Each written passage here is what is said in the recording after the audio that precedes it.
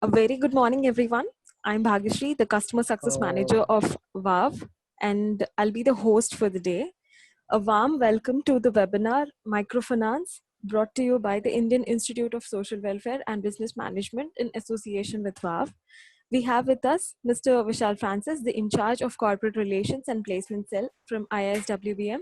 And also we have with us the speaker of the day, Mr. Partha Mukherjee, the Chief Product Officer at New Street Technologies Private Limited, who is an alumnus of IISWBM from the class of 1996. So let me say a few words about him.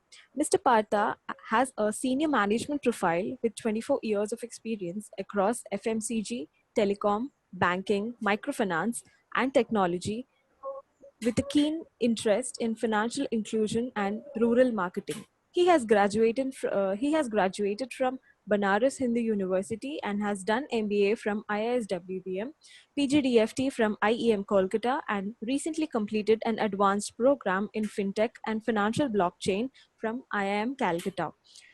He has worked across India and has a stint in Africa as well. He also worked in organizations like Parley Agro Limited, Tata Teleservices Limited, Idea Cellular Limited, ICICI Bank, Bharat Financial India Limited, Saturn Credit Care Limited, IDC India Limited, and New Street Technologies. So before I hand over to the speaker, attendees can use the Q&A feature to ask any questions. They'll be answered at the end of the session.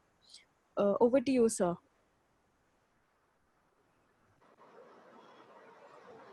Very good morning and thanks for the introduction. Good to be back, especially with the academia and students. And I think today what we are going to discuss is a very interesting subject, a subject which is generally kept under the wraps. Not many books have been written on it, but I think this is something which is very phenomenal and it is growing at a rapid pace.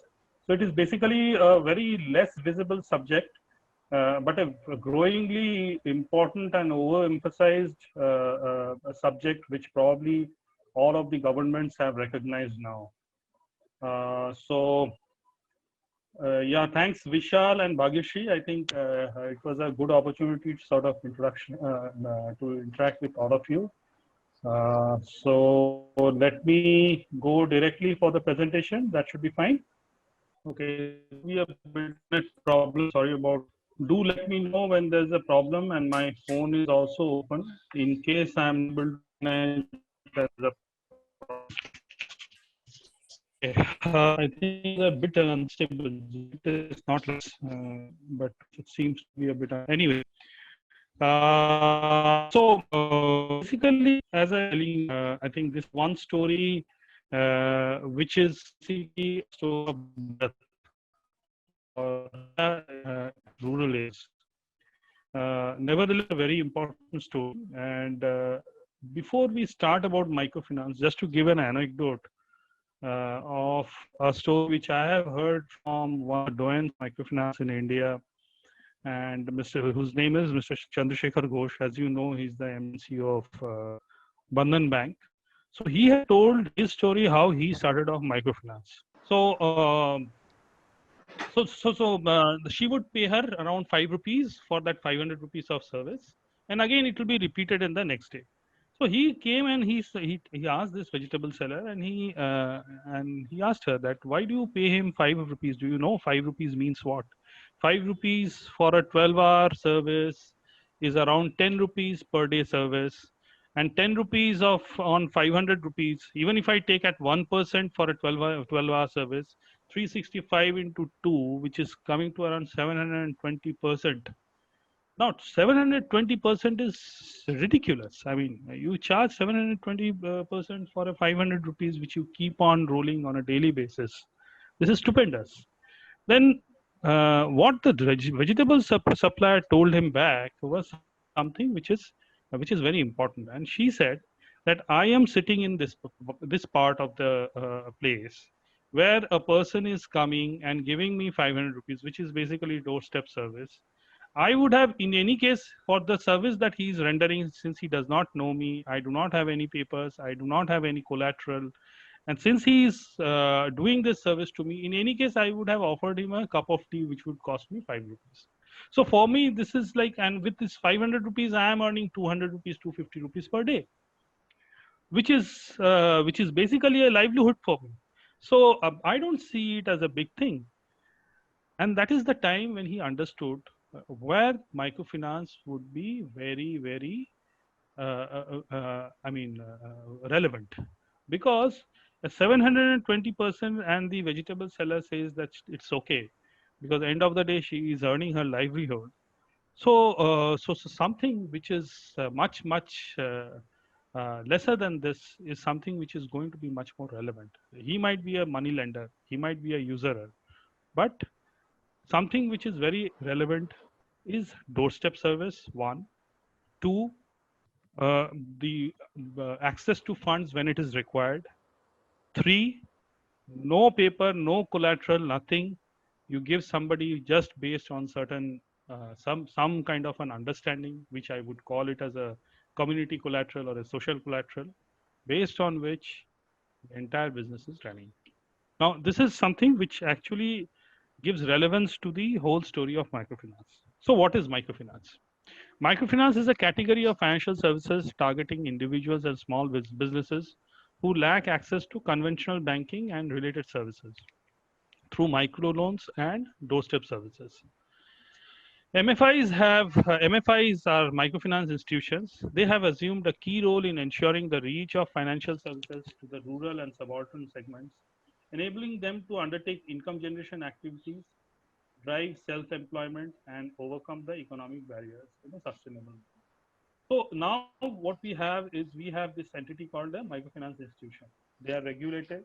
They are sometimes very big organizations, and and they provide a very vital service in terms of reaching out to the poor where no bank or no financial institution would otherwise reach, because of many reasons. It could be because of a lack of proper address. It could be because of a lack of social collateral. It could be because of a lack of social understanding. I mean, a social standing of that person, and without which I think banks will probably also, because of a proper employment. So these are the reasons why microfinance institutions become more relevant. Not only that, they also cater to non-financial and social needs of the customer. Example, they would give them solar power, water, consumer durables, driving literacy, extending medical benefits, giving them skill workshops or skilling through various partnerships, and thus improve the relationship value at a customer level. So not only do they give them access to credit, but they also give them many other social services. Like Bandhan has a free schooling for its member children. In fact, for every open for everybody up to the primary. Not only that, they also provide some vital services to women in the villages during pregnancy. So there are a lot of social services these people also do, apart from carrying out the day-to-day transactions. So who is the originator of microfinance? So as we go to the origins of microfinance, so there are some stories which come into mind. There is a very strong story which emanates from Bangladesh. But let me also tell you that nobody but our own poet, philosopher, mystic, anthropologist, uh, Rabindranath Tagore, the Nobel Prize winner Rabindranath Tagore, he started off a bank, and this bank is not what his father started. His father started another bank called Union Bank, which at some point of time withered away. But Rabindranath Tagore had started a bank called Kalinagar Krishi Bank in 1905 in a place called Patishor in Kalinagar Pargana of Mymensingh district of the then undivided Bengal. The bank was in operation till 1925. So 20 years it was into operations. They used to operate in some 600 villages, and it was a completely unsecured lending. Unsecured lending means that you don't have a collateral. So you cannot, you really don't have something or some collateral on which you can have some kind of a risk mitigant procedure. So borrowed money at 8% and lent it at 12%. So this is something unthinkable during those times, because during those times the percentage or the rate of interest at which money used to be lent was stupendous. It used to be very high, and especially in the rural areas, you can't think. I mean, it used to be, especially the money lenders and all, used to be used to charge something around 10% a month, which is more or less like 120% annually. So there, giving poor farmers at 12% was something which was path breaking. In any case, I don't know whether you people know that Rabindranath Tagore also happens to have started the first rural extension program in India, and that was called the Sriniketan project, which is still there alive. He was the first. He made the first strides into rural extension, which now the government has taken up in a very big way, giving them with a little bit of capital and a lot of information and technology in terms of agriculture and maybe many other handicrafts. So to that extent, I think he's been a social worker as well. Reported to have pumped a part of the Nobel Prize money for the social welfare of the poor. But however, he was not a hard-nosed collector, and over a certain period of time, this bank withered away. Then, of course, the formal sources will confirm that Professor Yunus started off an experiment in a village called Jobra in the district of Chattogram in Bangladesh. And he was an economics professor in University of Chattogram, and just beside his university, some nearby to his university gates, used to be this village called Jobra, and he worked with some bamboo chair weavers, very poor people, women to be particular, with whom he worked, and he started off an experiment which was very successful. So what he found out that these weavers were actually given money, I mean lent money at very high rates. Not only that, they used to bring in the raw materials, they used to buy the raw materials at very high rates and also sell out at very low rates, and almost nothing came by in terms of profit, almost nothing, or maybe a little bit in terms of sustainability. That is what they used to earn. So that is where he started off his experiment first time, and this is a long story. I don't want to get into that story. You can find it in a lot of books. Finally, he did manage to create a real robust model of sustainable microfinance. So later on, successfully developed the first sustainable model for microfinance with Grameen Bank, based on joint liability. So what he did was he used this social collateral in terms of a joint liability, wherein suppose there's a group and the group knows each other, so they also take the liability of each other. So if some member is not able to pay an EMI for a particular month, the group members would pitch in and they would pay the EMI, and probably the other member who would pay it at a later date. The model was quickly replicated across the world with success. Professor Mohammad Yunus received a Nobel Prize for his work on microcredit in the year 2006. I think this is something which is known to everybody. Microfinance and its spread in the world started as a global movement in the 70s to provide credit to low-income households with constrained access to traditional banking. Some of the key concerns of the microfinance industry globally: the uncertain regulatory landscape. I think that is something which is very important, and the regulatory landscape differs from place to place. For example, in Bangladesh, the microfinance organizations are allowed to take deposits. In India, they are not, except for when they become banks. Over indebtedness of the borrowers. So what also has happened is a lot of people borrow a lot of money from different institutions, and end of the day, the leverage becomes so high that that also leads to certain problems. Lack of an institutional framework. So many places the institutional framework is still not there in place. Even in India, it was in a sort of a gray area a few years back, but nowadays I think RBI has taken a clean interest, and with advocacy, there's some institutional framework which is there in place and which is maturing from time to time. Today, the global microfinance industry is over $1.9 trillion, with the loan disbursed amount growing at an average annual rate of 11.5% over the last 5 years. This is, I'm talking about the global situation. However, the attractive part of microfinance remains its low delinquencies and high scalability, where risk mitigants are nothing but the robust inbuilt processes of the model based on social collateral. The big three in Bangladesh, especially Grameen, BRAC, and ASA, have spread across countries. They have operations in various countries. However, Finca and SPBD are also few other international names to reckon with. Microfinance and its spread in the world. The total, so this is basically 2018 figures. So we still don't have the latest of the figures, and especially because of the pandemic, I think the figures, there's been a little this thing block on the figures. So the total outstanding or the portfolio across the world is 124 billion dollars, and there are some 140 million borrowers worldwide, to be precise, 139.9, and 80% of them are women.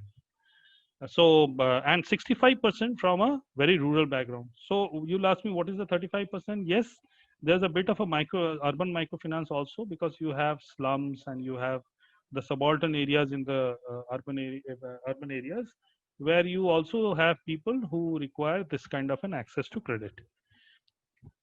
Microfinance in India. The microfinance industry witnessed a 47 YOY growth in its GLP between 2017 to 2020 March. So this industry is actually exploding. If you look at it, I think this is one of the highest growing industries in India. You check up with any other industry, you won't have this kind of a growth. And this after 50 years. I mean, in 70s, this movement would have started. And today, even after 50 years, you have such kind of a growth, which is stupendous. Banks dominate in the microfinance gross loan portfolio in India, cornering about 40% of the market. And that has mainly become because of the entry of Bandhan Bank, whose basic DNA is microfinance. And then a lot of small finance banks, about 10 of them, who have also entered. So small finance bank have largely been picked up from the earlier or erstwhile microfinance institutions, which have been converted into banks like Ujjivan, Janlakshmi, Utkarsh, and so on and so forth. So there are about 10 SFBs, small finance banks, which have microcredit as their underlying model, and 180 NBFC MFIs. There are several NGO MFIs and Section 8 companies, and pure play NBFCs who are in the business of microfinance. Like L&T is a NBFC, but it also does microfinance as a division, as a separate division. It employs about 1,06,000 field officers and has a gross loan portfolio of 2,16,000 crores, which is huge, and it's growing. And has an average balance outstanding of around 17,396 spread across 7.4 crore clients and around 10,000 MFI branches. So you will get a figure of about 10 crore clients or 9.5 crores client. But basically, this is, I'm talking about the unique number of clients. So there might be multiple loans, because of which the figures would be a little higher. So this actually shows the low household penetration and also delineates a scope for the future. So basically, till the year 2018, it was around 22%, based on which KPMG has done some kind of future prediction. And till 2020, it was supposed to be 32%, but frankly speaking, because of the pandemic, it is still hovering around 30%. So basically, penetration is still very low. Microfinance snapshot. So basically, this looks at the microfinance snapshot of India. This also includes the category of microfinance that are there. So banks who are doing microfinance, small finance bank, the NBFC MFIs, the pure play NBFCs, and not-for-profit MFIs. So which is basically the Section 8 companies. So this is the total industry. Now, having seen that, I think I would rather say that concentrate on the delinquency part. And this is something which is a very interesting story. So here you find that this is exactly not a delinquency. This is basically par portfolio at risk. So par portfolio of risk, even if you add it from is around 1.61%. Add both of them, it will come to 2.15%. But basically, if you look at it, this is not all lost. This is basically a portfolio of risk, a majority portion of which actually comes back. So there are times when people might pay after one installment. And if it is a monthly installment, it generally comes back.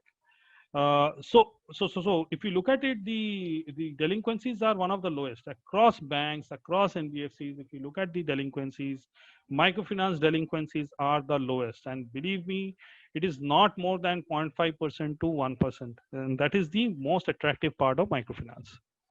Growing interest in India, the success of Bandhan Bank has moved a lot of eyeballs to this sector. So basically, nobody knew about Bandhan Bank. I mean, this is something which is surprising. Nobody knew that Bandhan had such a big operation in microfinance until it became a bank. And the success of Bandhan today, Bandhan happens to be the fifth largest private bank. The way it has come up is something which is very interesting, and that's how the interest in this sector has also come in because of Bandhan becoming a universal bank. The interest in this arena is growing with several universal banks acquiring MFIs and hence appropriating a substantial microfinance portfolio like RBL, IndusInd, and IDFC. So RBL has acquired Swadhar, which became RBL FinServ, and now it is merged with the bank. IndusInd Bank actually got the biggest prized catch, which was SKS Microfinance, which was later called Bharat Financial Inclusion Limited, and IDFC got Capital Trust. So all of these have got merged with the bank. Then Axis, HDFC, and ICICI have grown their own portfolio. They had their own microfinance operations and they have grown it on their own. There is also a growing interest among big industrial houses, for example, Birlas who have started Swatantra, Jindals who have started Soman, and Tatas who are due to start Avanti Microfinance, albeit under individual family member premise. NBFCs like Manappuram, Muthoot, and IIFL have their own microfinance operations. So models of microfinance. Essentially, there are three models of microfinance. Social collateral forms the basis of any microfinance model. The first one, of course, was NABARD started off with the self-help group. Now, what is a self-help group? Self-help group is typically a group of members who come together. Generally, they are women who come together and they start with the savings. So they actually start off with small savings, and they create a kitty over a period. So basically, the habit of savings makes them create a kitty over a period of time. And based on the kitty, the banks give them a certain multiple in terms of loan, and they start off some work jointly or maybe individually, give up the loans, pay up the EMIs, and accordingly the group is established. They themselves keep the record of whom what has been paid to each of the members and what are the EMIs which have been collected. So everything is in their vicinity. I mean, but at the end of the day, it is supervised by somebody from the bank. Now, the second, of course, is the joint liability group. So I talked about the Grameen joint liability group, wherein a group, group of members would pledge in terms of helping each other. So it's a joint liability instead of an individual liability, and any delinquency is looked after by the group. And the group also has the right to choose the right kind of members, so that they can take care of this social liability or the joint liability. And then the third is the individual model. Individual model is being developed by ASA. But having said that, it is also generally the entire model also works in groups. But having said that, the social collateral still forms the basis of all these models. Now, out of which I think self-help groups have been found to have been a little more delinquent than the other groups. And joint liability is a model which is widely practiced in India. Though ASA has come up with this model, and they are supposed to be very successful with this model. Understanding the stakeholders. So, who are the stakeholders? Obviously, banks. Banks not only provide savings deposit remittance options, but also a safe transaction method for MFIs and their borrowers. Banks also provide cheap liquidity for on lending to MFIs. So MFIs generally get their money from banks, and with this money, they actually on lend to their borrowers or clients. Then you have the regulator. When I say regulatory, I'm talking about RBI. Very tight margins as per the framework. So there's a framework in place, leaving low elbow room for incurring additional costs. So generally, these people have to incur an additional cost of reaching out to the remote areas, especially the rural areas. So the cost of distribution and collection is very high. But having said that, they still have to be within a certain margin as given by the framework of the RBI or the regulator. Regulatory compliance for systemically large NBFC MFIs is paramount as they deal with the most vulnerable sections of the society. So there are certain rules in place which needs to be followed, and you really need to be strict on those rules. Regulatory also brings in legitimacy for operations. So since it is regulated, there's a certain amount of legitimacy in the operations.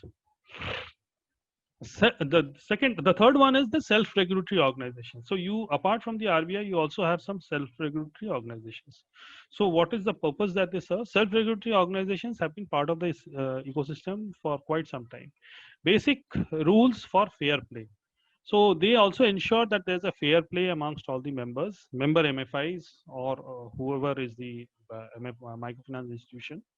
Also see to it that players abide by rules as laid down by RBI and impose additional norms for a better ecosystem. So if the RBI says 1,25,000 is the maximum limit for giving a loan, they might say that for a particular area, looking at the leverage factor, they might say it is only 80,000 that you can give. So this is just to give an example. Advocacy is one of the major purposes. So they do a lot of advocacy, not only with the government, the RBI, but the local governing bodies, the state governments, the administration, sometimes the police. So all across, they have the due recognition from RBI as well, ensuring that the rules of RBI are maintained in its letter and spirit. In India, there are two SROs recognized by the RBI, which is Sadhan and MFIN. Some state level organizations or associations are also trying to get a tag of SRO, but are nevertheless part of the advocacy group at state or regional levels. Credit Information Bureau. They serve an important, so this is the fourth one. So they serve an important purpose of identifying and controlling overlending, also producing a verifiable track. So basically, based on the credit bureau reports, so there was a time when this kind of a report was not available and only available for people who would have who have had certain amount of income, especially when you talk about FICO or the CIBIL scores, erstwhile CIBIL scores. But nowadays, post the 2010 crisis, I think credit bureaus have matured, and more or less they have a verifiable track. So credit information bureaus are active in this sector, and there's a rule in place wherein every member who's been given a loan, their track needs to be presented in front of all these credit bureaus. They have to be present, shared with all these credit bureaus. Who are these credit bureaus? Highmark, Expedient, Equifax, TransUnion, CIBIL. Account aggregators may also serve a similar purpose in times to come. So today, Reliance is an account aggregator, and they might also serve a similar kind of a purpose. However, the use has not been very widespread as of now. Journey so far and the current landscape. Microfinance institutions have a strong team of on-ground loan officers who facilitate the origination, servicing, and management of loan through its life cycle, staying in close touch with their constituent borrowing segments. So this is a very high-touch model wherein the loan officer would meet each and every client within a with a certain periodicity or a frequency, and that's why they probably have the pulse better than many of the people. There has been a transition in various facets of the industry, from product offerings, operating models, and innovation across lending value chain, with technology playing a peripheral role. So even a few years back, technology was not considered to be, playing a very important role. But I think with times, technology has become important, and you'll see a lot of infusion of technology in this arena. However, I think the product offerings have also changed, giving some flexibility to the borrowers. The operating models have also been tweaked by organizations, from the pristine model to something which is more flexible, which is more in with the times. And there's been a lot of innovation across the lending value chain. The loan book comprises predominantly of borrowers who are engaged in entrepreneurial efforts in their villages. So basically, if you look at it, the small, very small or micro enterprises are the borrowers of these kind of loans. Their requirements are not very high. Sometimes it might be seasonal, but generally, even with a small requirement, they can carry on with their activities, and that is why they go for the microfinance loan. The other reason is probably they do not have the access to credit. Banks do not entertain them because they don't have a collateral.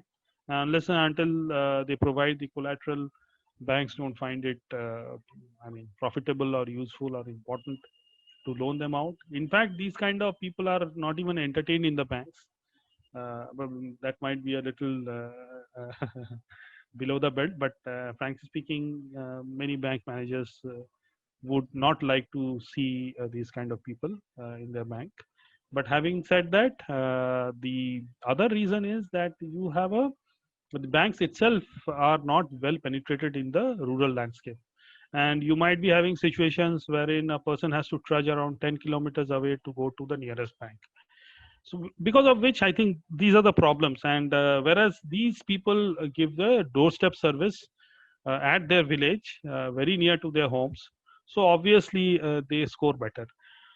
However, nowadays the trend is moving towards consumption loans. So apart from the income generating loans, you have a lot of consumption loans which are also given out, or multi-purpose opportunity loans. It could be something, a piece of land to be bought immediately. So the time is important, or a house or something needs to be bought immediately. The timing is important. You require a loan, though these are not officially approved, but generally people take it under the premise of an income generating loan. But these loans are generally consumed, I mean, the end users sometimes on these premises. So basically, if you look at it, the end user is not in control, though there's a loan utilization check after 15 to 45 days. But frankly speaking, there's still a loose area which needs to be tightened further. As the rural economy primarily runs on physical cash, the collections made by the borrowers are in physical cash. And that's a problem. So, what are the strides on cashless? It may be worthwhile to mention that the industry has been able to move to cashless disbursements into individual bank accounts, mainly because of the proliferation of bank accounts with the PMJDY, Pradhan Mantri Jan Dhan Yojana, and because of a KYC in terms of Aadhaar, I think bank accounts have been opened for a lot of people. So basically, initially they used to be given raw cash, but nowadays everything is transferred in their accounts, having a digital track. The collection and the servicing of the loans have, however, remained largely physical on account of the nature of borrowers and the rural economy, as well as due to underpenetration of telecom and devices owing to affordability, lack of education, and awareness. Mobility is still driven by 2G, resulting in lack of seamless coverage, resulting in poor internet connectivity. Lack of trust in transacting online. Not that rural people don't have smartphone, few of them do have, but I think the lack of trust in transacting online is also one of the reasons why online transactions don't happen. Ease of cash in, cash out not there due to under penetration of banks. So like I'll give you a small example. Many of these students who generally are from outside, they will typically, earlier they used to typically store a lot of cash. The one of the reasons was going to the bank was either difficult, or many people did not have a bank account. The access to the bank itself was very difficult. So people used to store a lot of cash. But now with the advent of ATMs, hardly people keep cash with them. I mean, whatever is needed, you can go and directly withdraw with your debit card, or sometimes use your debit card or your credit card. So generally the need for storing cash was not there. But imagine the same situation in a rural area where you don't have the ease of cash in, cash out. So obviously the economy will run on. So people would like to stash in cash under their beds. And obviously the economy is going to be cash economy. So now just to get more or less, I have given you a picture of what is microfinance, how the microfinance operates, more or less the operational pain points. But still, to give you a complete picture, we'll talk about the SWOT. And what is the SWOT? What does the SWOT look like? The strength, the low delinquency leading to very low NPAs, non-performing assets. So I think this is across the industry. This particular industry has the lowest of the delinquencies and lowest of the NPAs. Encouragement by government and RBI in line with financial inclusion initiatives of the government. So this is given a lot of encouragement by the government. You must be hearing a lot about it, even nowadays also during the times of COVID. And RBI in line with the financial inclusion initiatives of the government. The YOY growth of 47% over the last year till last September 2019 quarter. I think this is something which is stupendous, because no industry will have this kind of a growth. Even if you look at any industry, even if you look at the emerging payments, which is supposed to have a high growth, which is around 22%, nowhere compares with the growth of microfinance. In the last 30 months, 18.3 million unique women have taken microfinance loans. This is, I'm talking about India only. Self-regulatory organizations to regulate the industry and its practice with strong advocacy. So these are the strong points. Weakness, of course, is low differentiation in products. So basically, till date, I think one size fits all kind of product have been given. So entire group would be given a similar kind of a product, and the differentiation was not there, because according to the needs, different people have different needs. So that differentiation is still not there. A few of them have tried out with some kind of a differentiation, but most of them have still stayed in their earlier traditional practice. Higher cost of funds compared to banks. So basically, their cost of funds is higher because they have to lend it from financial institutions and banks as well. So at the distribution costs, it actually becomes so generally, if you go to the banks will give you at a typically higher cost. Raw cash handling is a major risk, as I told you. So while getting your collections, your loan officer runs a major risk in carrying raw cash in terms of robbery, heist, uh, snatching, anything could happen. Even sometimes very unfortunate events like people being shot at have happened in this particular industry. Inspicious branding and visibility. So, if I have to ask you, how many people knew about names like Bandhan, Ujjivan, Jan Lakshmi before they become a bank? I think most of you would agree that probably none of them were very visible, and none of them were known to you unless and until you had some kind of a connect with this industry. So, so the branding and visibility still remains low, but then there are certain reasons why people have always kept themselves uh, below the line. So one of them is to sort of build an anonymity, because generally these people handle cash. So that is one of the reasons. But then the branding and visibility has been very low. Low awareness in the lower ranks of police and administration machinery, often leading to harassment of field force. So a lot of people actually think that these people are sort of a chit fund, and they probably make this mistake very often, thinking that these people are like chit funds. But the basic thing is that the chit funds collect money, whereas the microfinance institutions actually give out money. So it's just the opposite. But still, I think a lot needs to be built up in terms of the awareness. Opportunity, I think there's a lot of opportunity in terms of the fact that these crises also throw up. So there has been three crises in this industry. One is 2010, which is called the Andhra crisis. And then there was one crisis during the demonetization. And now we are also going through another crisis, sort of a crisis because of the COVID pandemic. But let me also tell you, I think this is one industry, considering the fact that it still depends a lot on the rural and allied agri. I think this is one industry which is still doing much better than the other industries. So most of the industries would be actually degrowing, but this is like they are still up with a little minuscule growth. Post crisis, the importance of credit bureau data integrity has been re-emphasized. So people have understood that it is better to sort of cooperate and coordinate and give out the proper data. So data integrity has been re-emphasized on these fronts. So which is also looking at the future, I think this is something which is very important. Financial inclusion, the government has identified this sector to be a vehicle for financial inclusion for its last mile connectivity. Also, the fact that such loans are categorized under the PSL exhibits the focus of the government for this sector. So you know that governments have categorized certain loans in the priority sector.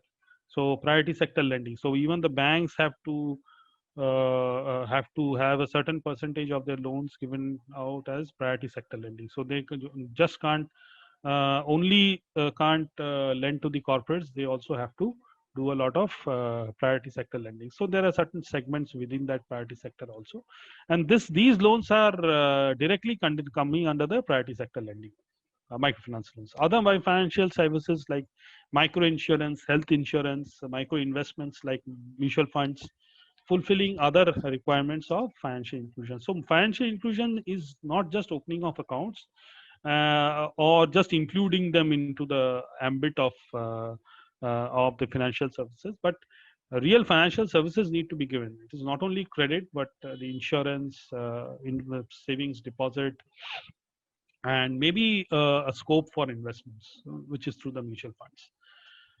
Also, financing useful tangible products is another part of this initiative. So somebody wants a solar lamp or a solar power lamp. So that is also financed from these institutions, and which is very important. So a solar power lamp for a vegetable seller who wants to do business in the evening, if she gets a solar powered lamp, she might do additional 2 hours of business. So basically, it also impacts his or her business in a way. However, solar power lamps are not very easily available. So these people actually form a sort of a delivery channel to give them these kind of idiosyncratic things which are completely only needed for a certain section of the society. Scalability, capable of fast upscale if funded adequately and costs managed well and with proper controls on process. So if you have the proper controls with the processes in place, this is one industry, or this is one particular business or a vertical which can be upscaled very fast. Alternate direct channel, this is an efficient delivery mechanism up to the last mile, which can be used for multiple facilitation of programs. Then the low penetration, the sector is under penetrated. As per industry experts, this sector will see no dearth of potential.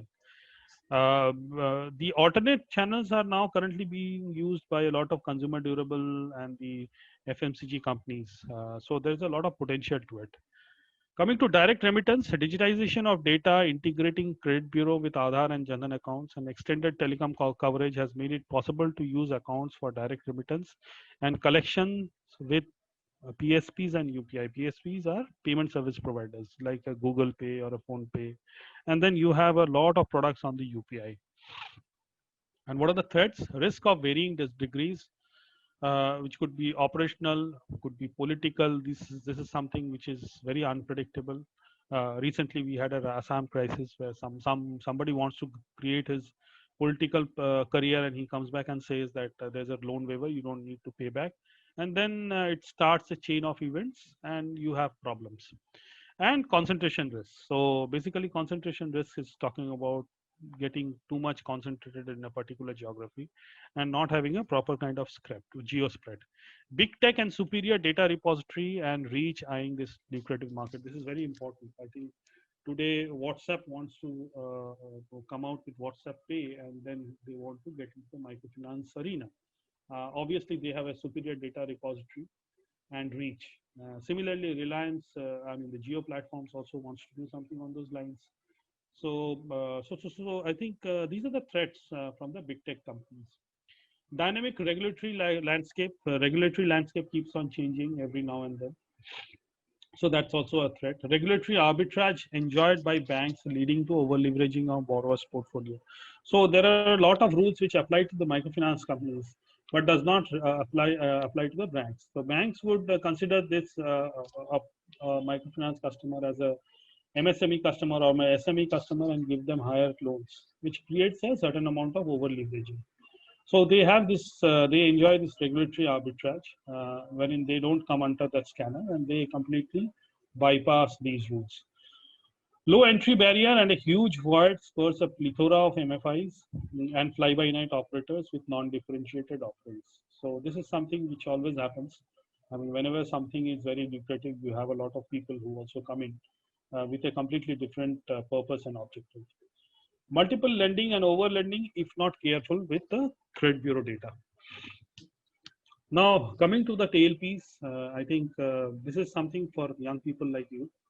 Fresh ideas need to be infused for the overall objective of financial inclusion. So we are not looking at microcredit as microcredit per se. We are looking at it in the ambit of a larger ambit of financial inclusion. So obviously, I think as new people come in with fresh ideas, I think we'll see a lot of changes in this industry. Use of technology, which would be paramount to provide cheap and faster access. I think technology is increasingly used for the enablement of the services. Cheaper access to funds for on lending. So this is another point I think that needs to be looked into. So you get a cheaper access, you give them loans at a cheaper price, so that actually finally you help the last mile connect. Essence of microcredit needs to be preserved. So there is the social collateral which needs to be sort of preserved and defended, because that is something because of which I think the microfinance industry has grown up to this level. And I think that is also one of the most important things which needs to be defended. The social needs of the poor needs to be kept in mind while working on solutions. It is not only the profitability that should be the only motive. I think a lot of social work is also done by these microfinance institutions, and that needs to be kept in mind while working on solutions. Uh, Happy to take questions. So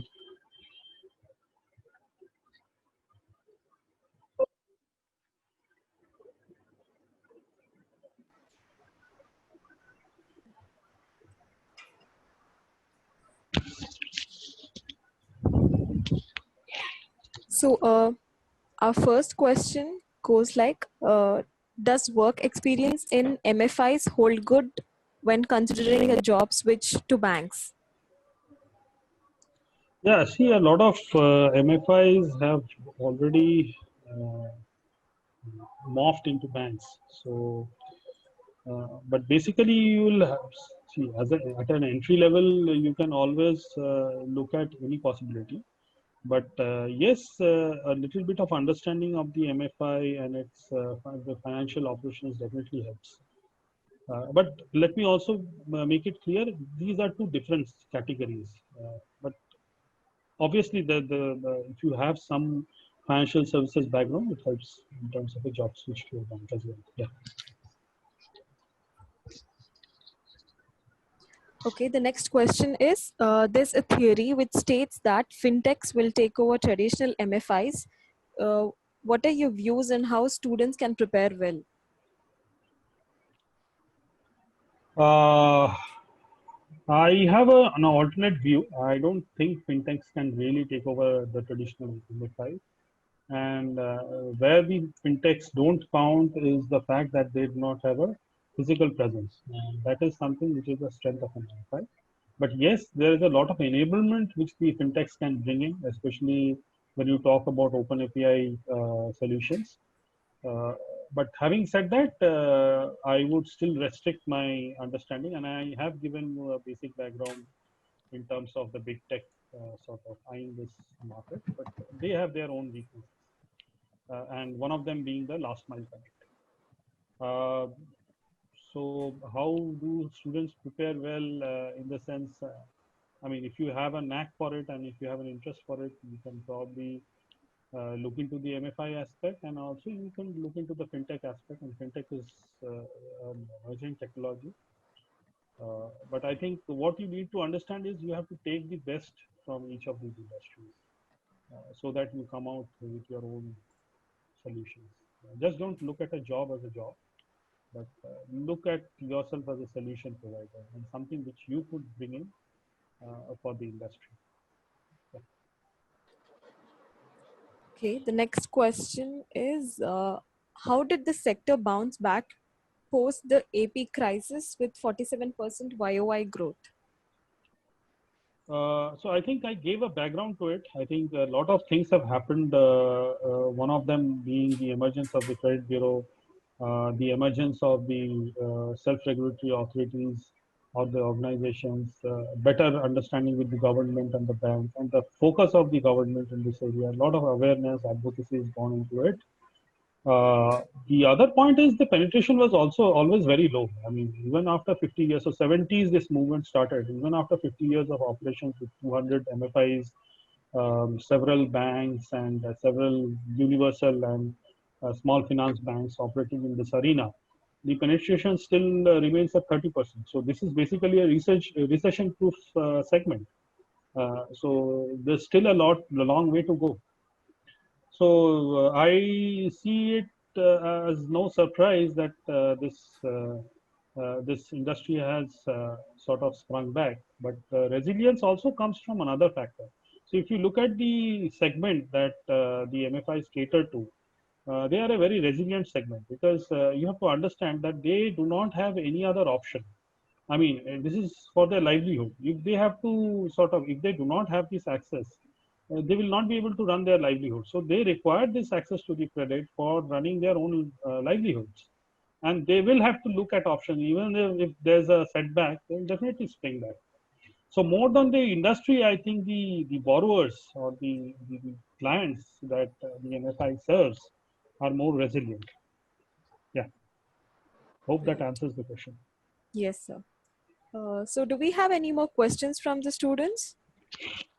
You can just use the Q&A section to ask your questions as well.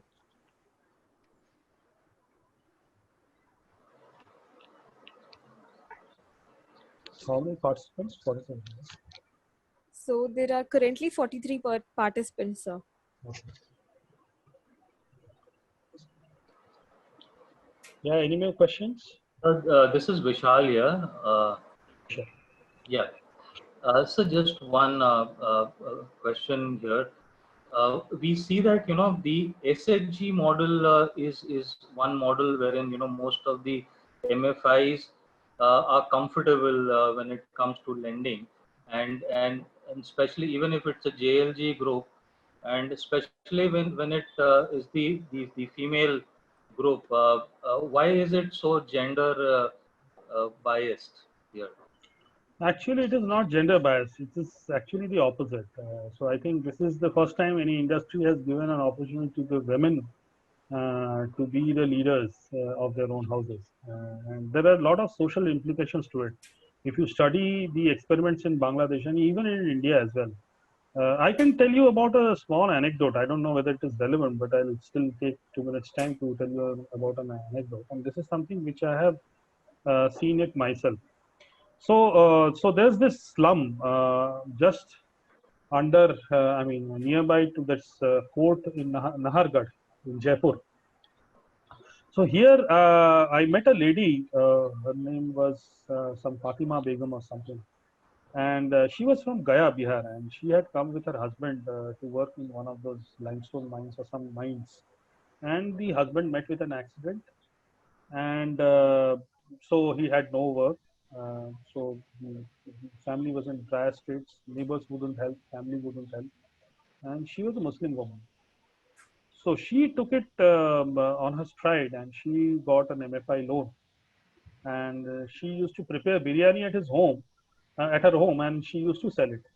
And she had also given me the price dynamics of it, and she used to tell me that almost around 600 rupees she used to spend on the cost part of the biryani, and she used to sell it out in the marketplace on a van and those push carts at around some 1100 to 1200 rupees.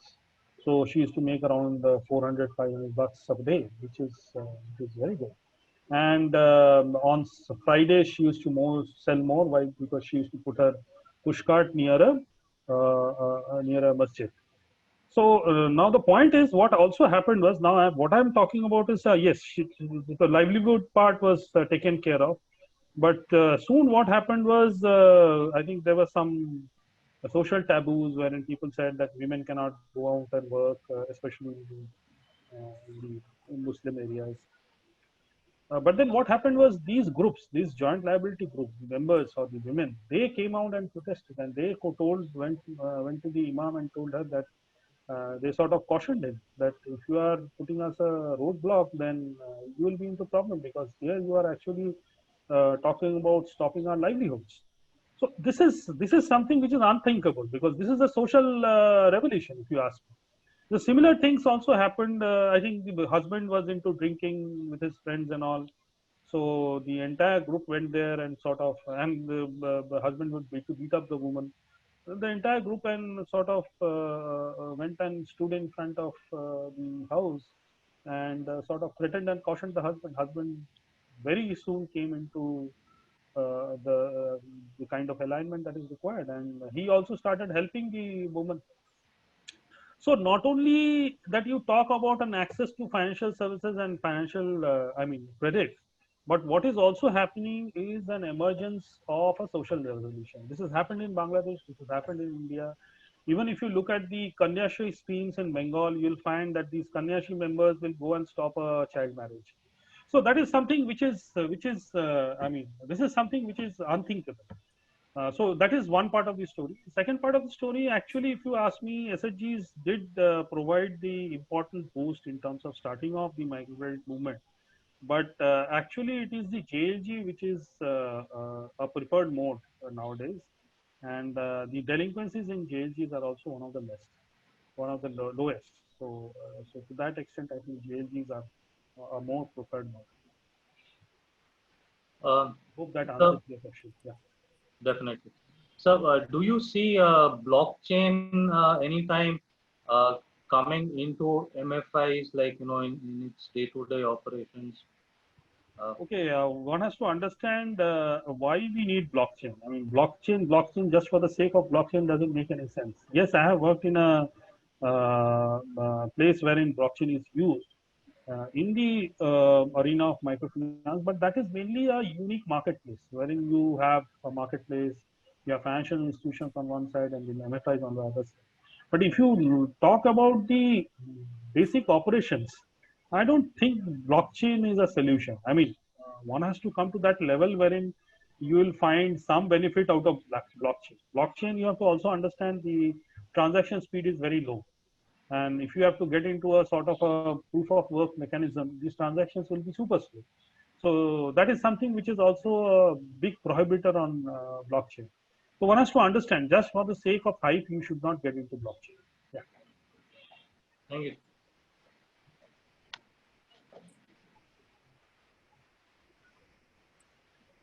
So we have another question from Swaghat Gosal.